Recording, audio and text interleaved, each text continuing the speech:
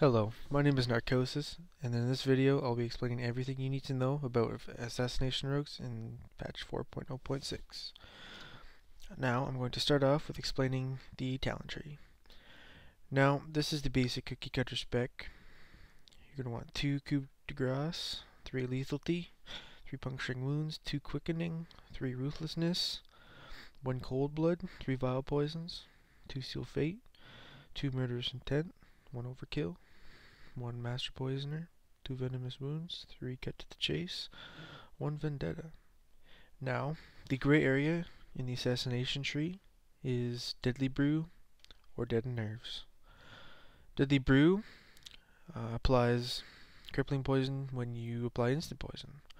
Now this makes your fan of knives have an AoE slow effect. Now, this can be very detrimental to a raid if you are able to AoE slow adds, which I find better than 3% damage taken. Now for the rest of it, you should be getting 2 out of 3 precision, 2 Night Stalker, 3 relentless strikes, 3 opportunity. And that is the cookie cutter assassination rogue spec. Now for glyphs. You want Glyph of Mutilate, Glyph of Rupture, Glyph of Backstab. Those are the only 3 viable options. Fairly straightforward. Now for major glyphs. Your options are Sprint, Tricks of the Trade. I never change Tricks of the Trade. It stays. It's too good. And Glyph of Feint. Feint is also very good. I never change that one.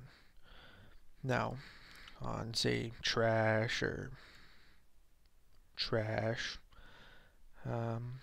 you can switch out Glyph of Sprint or Glyph of Feint for either Glyph of Feint of Knives for bigger AoE, or Glyph of Sap if you're on Sap duty. And I'm going to briefly explain the theory behind assassination reforging. To begin, reforging is based on a priority of stats. Number 1 being spell hit. Number 2 being mastery, followed by haste, followed by crit, followed by expertise. Expertise being the weakest. Now, I'm going to use some examples here. Okay, here's my legs. See, they have baseline crit and baseline mastery. You're going to want to reforge that useless crit into something much more beneficial. In this case, 75 hit. Another example, be my chest piece. Exact same thing. Reforge off that crit into hit. See if I can find another example here. Okay, here we go. Offhand, reforge that crit into mastery. Now for gemming, you're going to want to match decent socket bonuses. A good example of that would be my legs. You're going to want to match it to gain that 20 agility.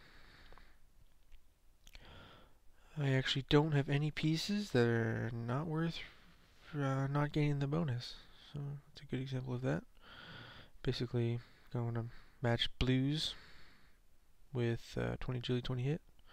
Reds with your 40 agility, and yellows with, there it is right there, 20 agility, 20 mastery.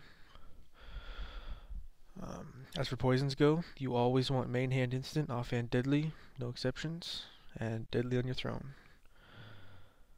The theory behind deadly on your offhand is you want a fast offhand because once you get deadly up to 5, that 6-3 stacking proc not only refreshes your deadly poison, but it also instantly procs your instant main hand poison.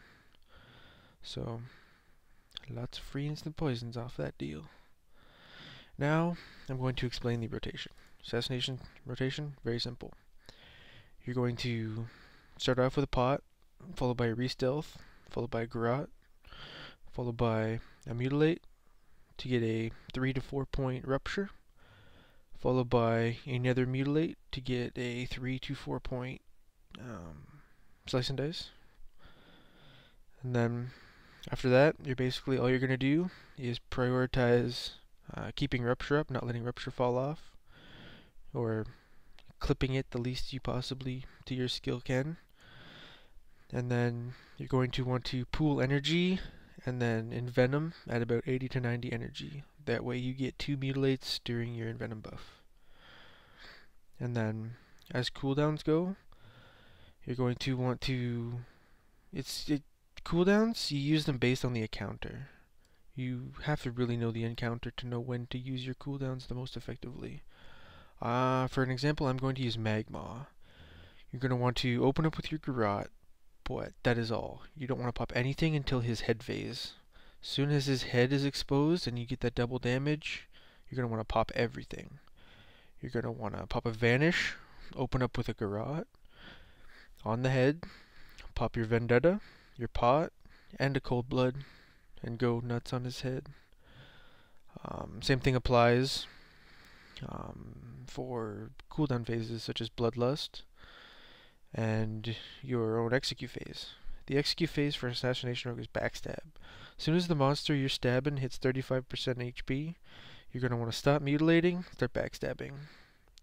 Because through the Murderous Intent talent, you instantly regain half the energy when you backstab. So you're basically spamming backstab.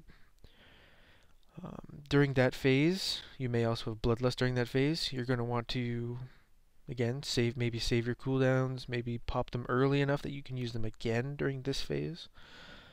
So you can re-Vanish, re-Garrote,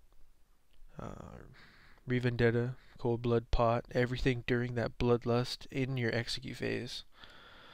That is the most optimal thing for DPS, is knowing when to use your cooldowns, and knowing the encounters is key.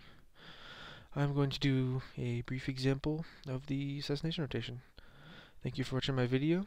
There's more to come.